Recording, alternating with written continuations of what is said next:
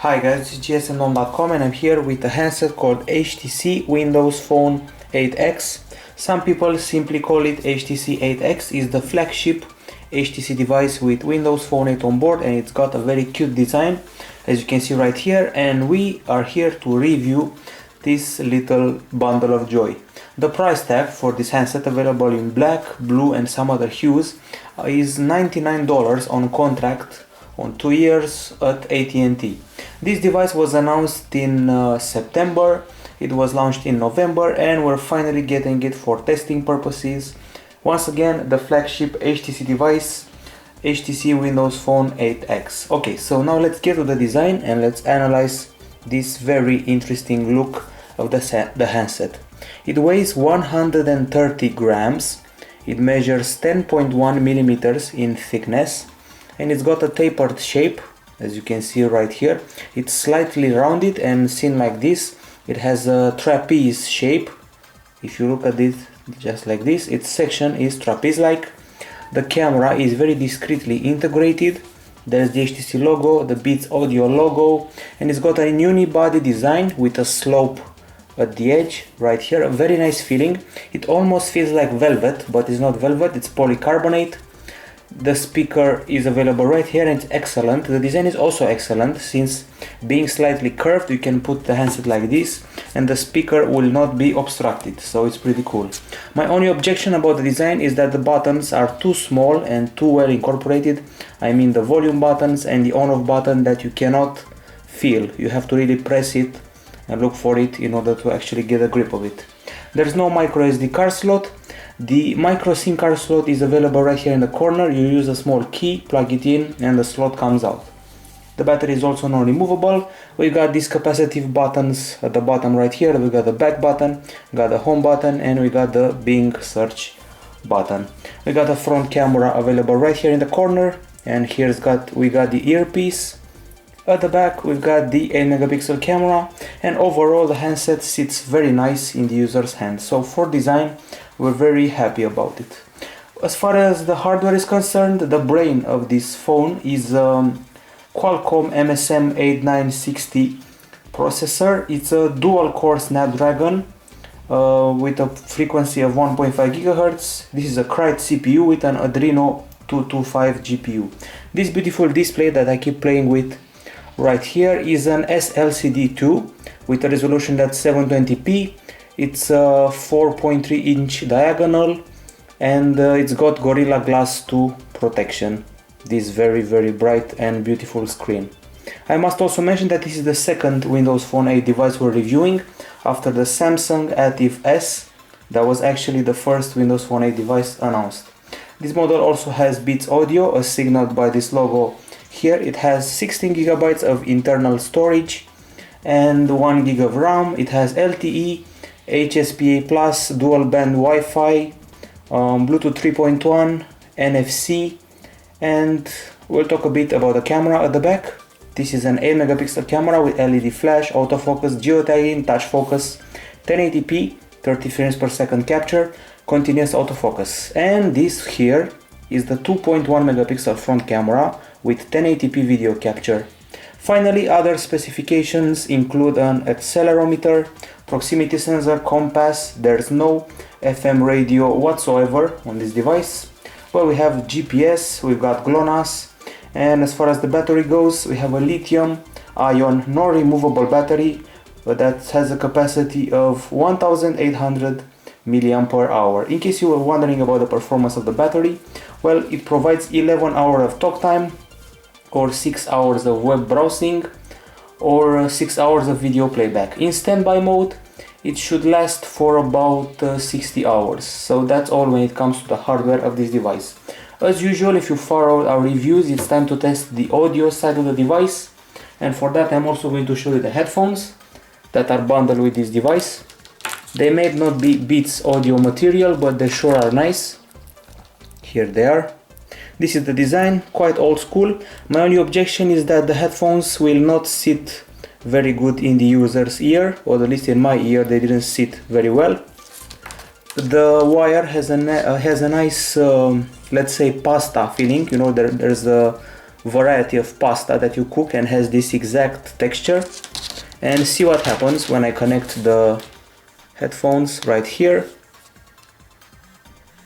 Beats audio, it's turned on immediately. So this is a pretty cool thing. Okay, removing the headphones, you already saw them. Time to listen to something, and I'm not going to show you the usual Xbox music stuff right here. It would be too easy. I'm going to show you an app that I fell in love with. It's called MetroTube, and I used it to browse around YouTube looking for clips, music and other stuff like that. The cool thing is that you can also download stuff, so if I enter this clip right here, I can download it and save it to watch it later. So that's a pretty cool thing. But I'm here to show you the music, and we're also trying to get around copyrights. We had some problems with some music we played in some of our reviews, so we're trying to avoid copyright by playing a more anonymous song. So we've chosen Akira Yamaoka soundtrack from the game Silent Hill. Hopefully we won't infringe any copyrights this time, so let's listen to the song. Very good volume, I have to say that from the start.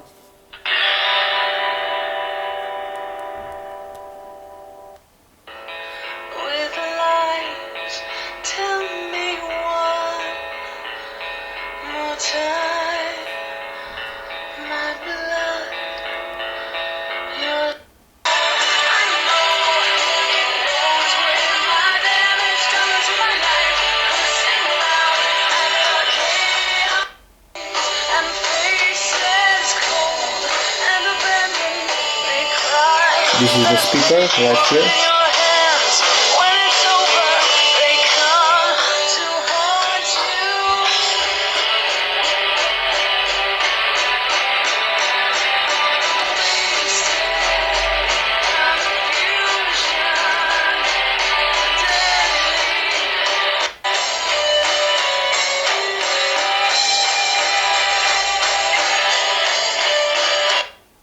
Okay, so you get the idea. That was the audio playback, and now the conclusions. The volume is very good, the handset is very loud, and also the headphone playback is deafening in a good way. Your ears will not hurt.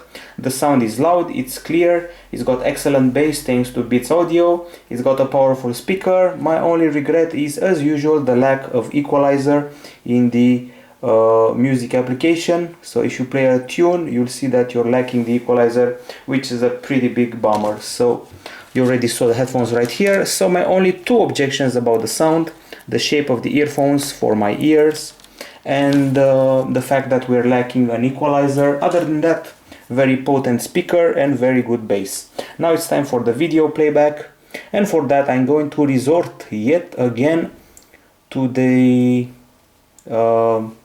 MetroTube applications shown earlier. What's cool is that your music and video application, your Xbox application, also remembers the history of the MetroTube clips you recently played. So this is very cool. So I recently watched this trailer right here, and MetroTube remembered it, and it's the trailer for Superman, the one that gets released this year. So let's watch it in HD. And now I will lock the full screen mode. The world's too big, Mom. Then make it small. Focus on my voice. Pretend it's an island out in the ocean. Can you see it? We're fitting it better to the screen like this. My son was in the bus. He saw what Clark did. You have to keep this side of yourself a secret. What was I supposed I grew up to be Clark. Whoever that man is, he's gonna change the world.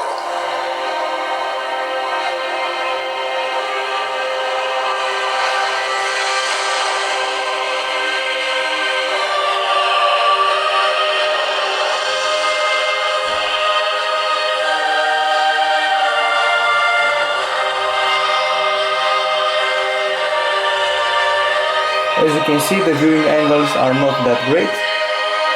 So time for the conclusions yet again. Video angles not that great, could have been better. At least the brightness is good, the sunlight behavior is excellent. So this SLCD to screen is actually pretty good. Aside from the viewing angles, we got good brightness, we got okay sunlight behavior, we got good colors.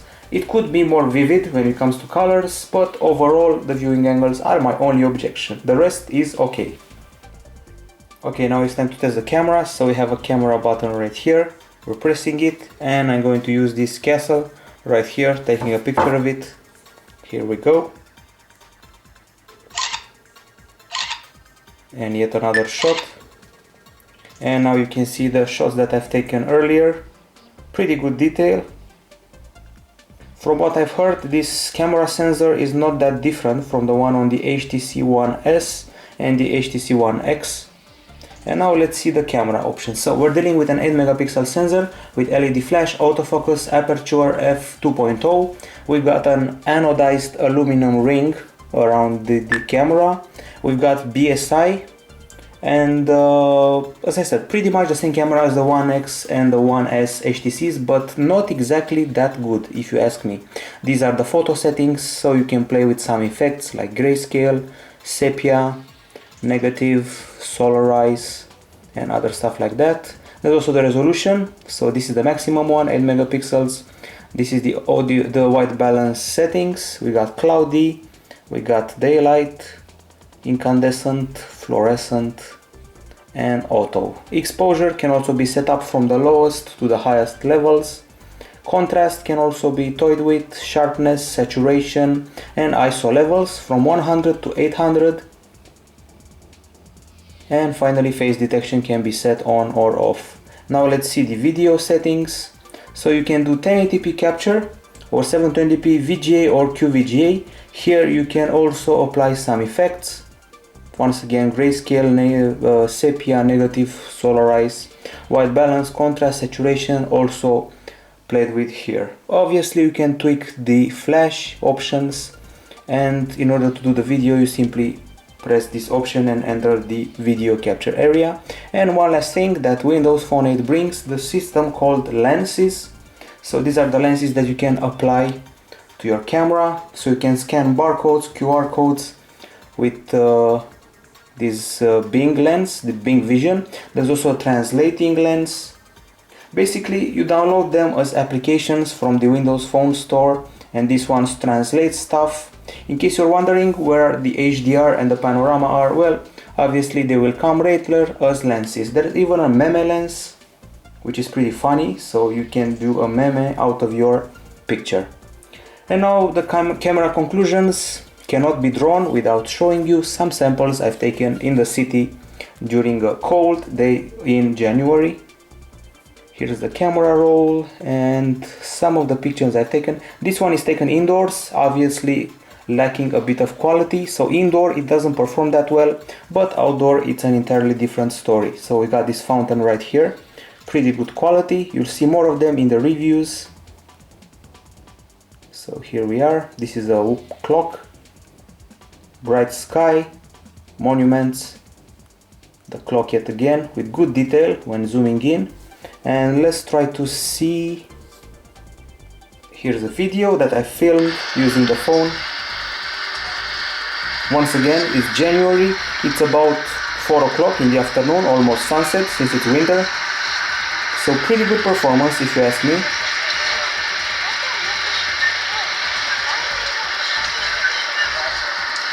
The handset does 1080p 30 frames per second capture, and the result is a file with a bitrate of around 20 mega per second. You should know that at night when you do video capture, the bitrate drops to the frames per second drop to 15 frames per second, not 30 as during daylight. So the conclusion, pretty good camera, almost at the level of the HTC One S, but some problems in lower light. Time to show you the web browser. So here we are, Internet Explorer in the latest version, comfy keyboard, and now we're accessing gsmdome.com. Here we go. It loaded very fast, pinch to zoom easily, obviously. and we're also viewing this in landscape mode. The text is highly readable, as you can see. I don't even have to zoom that much. I don't even have to zoom at all, since the text is very readable on this SLCD display. The same thing can be said in portrait mode. Once again, the text is very readable, as you can see, so the web browsing experience is actually quite nice. And also, this is one of the fastest browsers out there. We also did some benchmarks to cover that. And speaking of which, time to check out the benchmarks. I'm entering the photo area and the albums, and we got screenshots right here. So first things first, we did a test in Antutu, where in Antutu we scored 12,000 points, while the HTC One S scored 7,000 when we tested it many months ago. The Asus Padphone 7,000 as well, and the HTC One X 11,000 points. So we're actually pretty well when it comes to the points. Remember, those are the scores from last spring when we first tested the HTC One S and One X, and I compared them because they also have a Snapdragon CPU, and I thought that was fit. Compare phones with the same processor. And now we did the browser mark test, and here's our score. We scored in the new browser mark 1600, while the best phones out there score 4000, so not exactly the best browser mark result out there. However, in SunSpider we were quite impressed. 916 milliseconds scored by the HTC 8X, while the iPhone 5 scores 927, and the lower the better. So this browser is superior in SunSpider to the iPhone 5.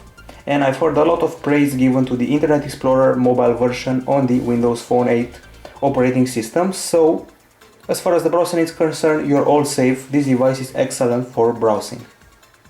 Now it's time to have a bit of a rundown of the entire Windows Phone experience that this handset gives. So we got the phone area right here with the dialer, so you can call people up from here. Obviously there's a contacts list. Here it is. I've integrated my Google account, my live account and Twitter account and all that. You can see here what's new by accessing the People's Hub. So here we are, the People Hub. So you can see what people posted on Twitter, on Facebook. You can retweet, you can see a detailed version of their status, you can access their links. You can also create rooms, like a family room, create groups, and you can post a new status if you want. And you can also socialize. This is the Me tab, the Me tile, with notifications, with what's new, stuff you can share. You can post an update, check-in, or set your chat status. So this is how you socialize straight from Windows Phone without installing Twitter or Facebook as separate applications. You can download your application on Windows Phone from the Windows Phone Store. That's got a collection of games, music, apps, and you can update your stuff. This is the interface that you already know. And other than that, you can also check your email. Obviously, you can use Hotmail like this, and that's how you compose a new email. This is the interface. Or you can go with Google Mail, my personal favorite. Here it is, the collection of mails that you just received. And this is how you view emails. And thanks to Windows Phone 8, you can also zoom in the emails, a feature that came once Windows Phone got updated to the newest version. Before it wasn't available, you couldn't zoom in emails, and that was a big bummer. You also have the Xbox area, so if you're a gamer, this is your collection of games. You have quite a lot of them. These are your achievements, your avatar. You can add your name here. You can check out your friends, use Xbox Smart Glass, get notifications, the games that are in the spotlight. So this is the gaming area of the game. Let's see what else. We already shown you some games on this device, even a photo editing application. And there's something interesting that also came with Windows Phone 8. There's a stuff called Kids Corner. This one allows you to open up a different experience on the phone, so you can select what games your kid can access, what videos they can access, and what application they gain access to, and then you press next. You create your own child's profile, and they will only see a bunch of tiles on the screen, about 3 or 4 of them. So it's all parental control, and they do not have access to the entire selection of features on the device. Obviously, we got about that a bit later. We got a calendar here. So this is the calendar with Facebook integration. In my case, in your case, you can integrate whatever you want. This is the day-to-day calendar. This is the monthly calendar. And now I'm going to show you the HTC customization of the OS. This big old tile right here shows you the HTC weather, and if I tap this I get a detailed view of the weather like this. You can also view in 24 hours with a graph and also some effects. You can also get a full screen view of the current weather. And aside from weather, you can also see information about stocks, some news, what's going on in the world, and that's about it. You can add more location, and that was HTC's biggest customization to this Windows Phone device. Of course, aside from the Beats audio technology, and aside from the fact that it delivers some special apps, like this converter right here that they bundle with the device. So it's an interesting converter. You can change degree, gradients, radians, and I'm not really good at math. There's also a flashlight, a pretty potent one. So an even bigger volume of the flashlight, and the maximum volume, really blinding, and that was the flashlight application. Aside from that, there's also a photo enhancing application. It's called Photo Enhancer. It's available right here. You simply choose a picture. Let's choose this one, and you enhance it with various options like auto enhancing, cinnamon, high contrast, sepia, overexposed, glimmer, twilight, lively. Nothing new here. On the good old Windows Phone 7 handsets, this app was also available, so nothing really new. We got maps, obviously. So here's the maps application, courtesy of Bing, and from what I've heard, Nokia also poked its nose in here and lended some of its technology. Now we're waiting for it to turn to portrait mode, to landscape mode, excuse me, if possible. Okay, so I guess it will not turn to landscape. You have to use it in portrait apparently, and you can get some POIs in your area: eating and drinking, seeing plus doing, and shopping. There's also the my location option. There's also the option to search for places, and you can hide traffic, set the aerial view on or off. So this is the general maps experience, obviously inferior to Google Maps. I'm particularly bothered by the fact that I cannot turn this to landscape, apparently. So even if I do this, I cannot turn it to landscape. Anyway, this may be a good idea for some, since most people hold their phones in portrait mode all the time after all. But once again, Google Maps is clearly superior, aside from some of the graphical aspect. As you can see right here, the graphics are pretty cool, but they're not on the 3D level of Google Maps. So this was the Maps experience. Finally, you can also sync your stuff, store your stuff. You have SkyDrive for that. This application we've installed separately, so it doesn't come with the device. So you can share your files, you can collaborate, share your pictures, access them from the tablet, from the PC, all of that thanks to SkyDrive. And then there's the work aspect. This is Office, and you can see here a sample document. So this is a Office Word document that you can edit right here. You can select text, bunch of options like here. So you can edit text on the go.